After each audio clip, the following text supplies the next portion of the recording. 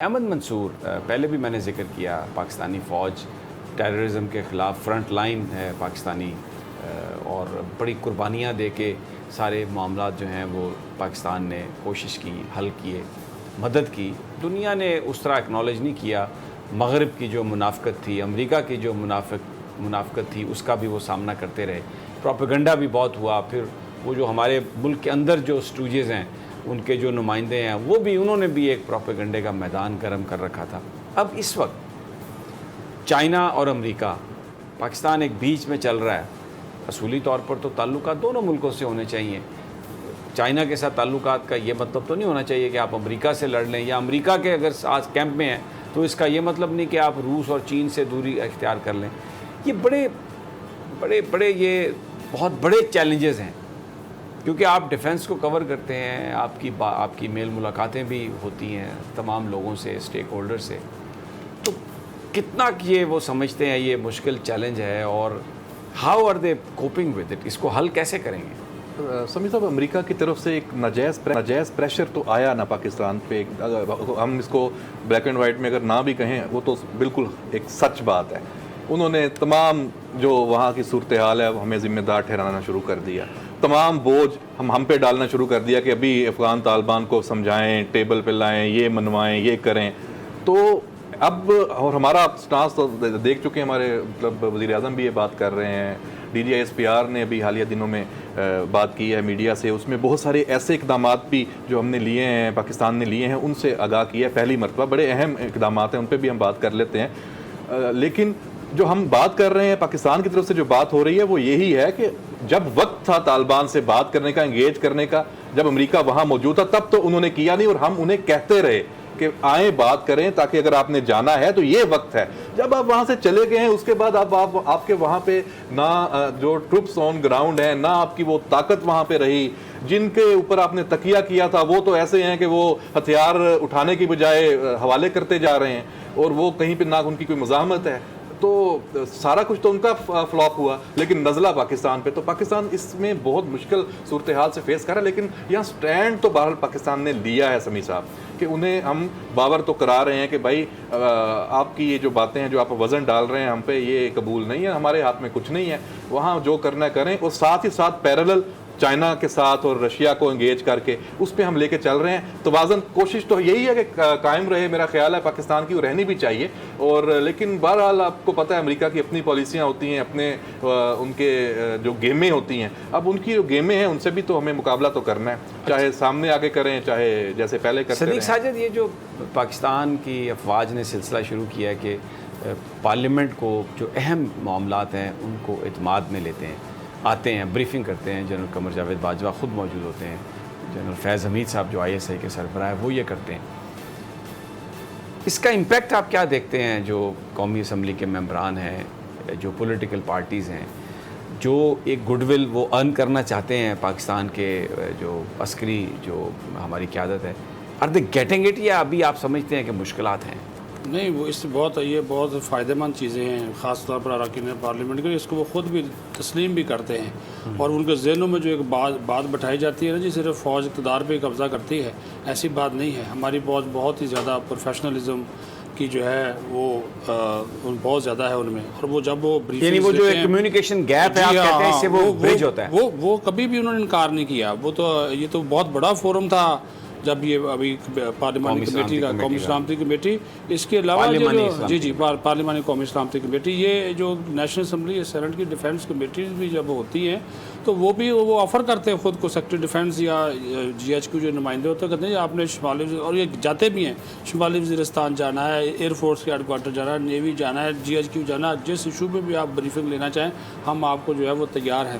ابھی جو 8-9 گھنٹے کی گزشتہ دنوں جو بریفنگ ہوئی ہے، اور اس کے بعد دیکھیں اپوزیشن اور حکومت کا دونوں کا یہی کہنا تھا کہ بہت ساری چیزیں، اب شاید خاقان عباسی جیسا بندہ جو کہ ان کے اسٹیبلشمنٹ کے حوالے سے اس کا ایک خاص نظریہ ہے، لیکن جو بریفنگز ہوئی ٹوٹلی پروفیشنل انداز میں دیکھی، انہوں نے کہا ہماری تو آنکھیں کھل گئیں، دماغ بھی کھل گئے۔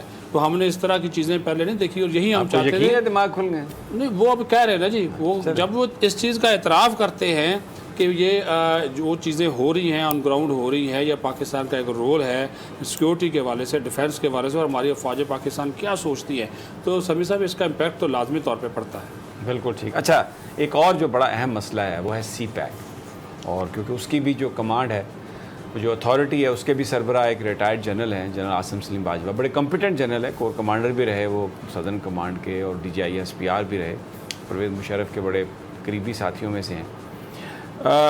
یہ بتائیے منصور کہ ایک ایشو ہے سی پیک کے حوالے سے, مثلا جہاں پر جنرل باجوہ صاحب خود جائیں گے, عاصم سلیم باجوہ صاحب, یا ٹاپ ہیرارکی جائے گی کسی پروجیکٹ پہ بات کرنے کے لیے, تو وہ تو خبر آ جاتی ہے, چل بھی جاتی ہے. اوور آل ویسے جو ایک کمیونیکیشن ہونی چاہیے کہ سی پیک کہاں پر ہے, کتنے پروجیکٹس ہیں, عام آدمی سے پوچھیں, کسی پڑھے لکھے آدمی سے بھی پوچھیں, میڈیا کو بھی اٹھا کے دیکھیں, تو اس کے بارے میں ہمیں کچھ پتہ نہیں چلتا, کوئی پتہ نہیں ہے. اب ML1 کہاں پر ہے, اس کا کیا ہونے والا ہے, اگر کوئی اعتراض ہے تو وہ کیوں ہے, کیسے اس کو دور کیا جائے گا, باقی جو سارے راؤٹس ہیں وہ کہاں سے کہاں تک بن گئے. یہ ایک کمی ہمیں نظر آتی ہے. یہ اس کی وجہ آپ کیا سمجھتے ہیں اور کیسے اس کو دور کیا جا سکتا ہے؟ سمیع صاحب, اس کی وجہ میں یہ سمجھتا ہوں, میری اس حوالے سے بات بھی ہوئی ہے, متعدد مرتبہ بھی حال ہی میں بھی بات ہوئی ہے. وجہ اس کی ایک بہرحال ایک جب سیٹ اپ چینج ہوا تھا پاکستان میں حکومتی, تو جو نئی لیڈرشپ تھی جو اس وقت حکمران ہیں, ان میں جو مختلف وزراء ہیں, ان کی سٹیٹمنٹس کچھ ایسی تھیں کہ چائنا جو تھا اس کو بڑی تشویش اس میں ہوئی تھی. پھر ایک ٹرسٹ ڈیفیسٹ اور کچھ جو ماضی کے پروجیکٹس تھے ان کی کریڈٹ لینے کی دوڑ بھی تھی. تو یہ چیزیں تھیں, اس نے اس کو متاثر کیا تھا سی پیک کو کسی نہ کسی حد تک, کچھ چیزیں رکی تھیں. پھر انہوں نے بڑی محنت کی, جو سی پیک اتھارٹی بنی, پھر باقی جو حکام بھی ہیں پاکستان کے یا سویلین لیڈرشپ کو بھی کہہ دیں, کریڈٹ دیں, دوبارہ اس کو ٹریک پہ تقریباً اب لے آئے ہیں. اطلاعات یہی ہیں جو ابھی جو کہہ رہے ہیں نا, آپ کہہ رہے ہیں کہ بات نہیں اس کا بتاتے نہیں ہیں. جیسے GCC کی میٹنگ پوسٹ پون ہوئی, کیوں ہوئی, کس وجہ سے ہوئی, اس کو اعتماد میں لینا چاہیے. وہ اسپیکولیشن ہوتی ہے نا جب آپ نہیں بتاتے تو. بالکل صحیح بات ہے, لیکن ابھی کچھ چیزیں پائپ لائن میں ہیں, اور اب جو سی پیک کا اب اگلے راؤنڈ پہ بات ہو رہی ہے. بات وہی فنڈز کی ہے سمیع صاحب, کیونکہ ابھی پھر وہ بہت سارے پیسے تو یہاں پہ لگا چکے تھے, اور پروجیکٹ آن گوئنگ ہیں, ان پہ ابھی بھی لگ رہے ہیں, ڈیمز بھی بن رہے ہیں, اور سڑکیں بھی, اور باقی ابھی جو 2-3 بڑے پروجیکٹ ہیں ان کے لیے فنڈز کا ایشو ہے. ML1 جو ہے وہ $8 ارب کا منصوبہ ہے. چائنا اتنی آسانی سے کیسے دے گا جب اس کی اپنی کچھ چیزیں پوری نہیں ہوں گی. اس طرح جو حیدرآباد جو سکھر حیدرآباد موٹر وے کا ایک بہت بڑا جو پورشن ہے وہ بننا ہے, وہ بھی ابھی فائنل اس طرح نہیں ہوا. اسی طرح بلوچستان کے اندر جو ساؤتھ بلوچستان کے جو پروجیکٹس ابھی وزیر اعظم بھی گئے ہیں, اناؤنسمنٹس تو کی ہیں. اب یہ ساری چیزیں ہیں, اس میں انہوں نے ایک پیکج بنا لیا ہے, اس کو سی پیک فیز 2 کا نام دے رہے ہیں, اور سارا اس حوالے سے.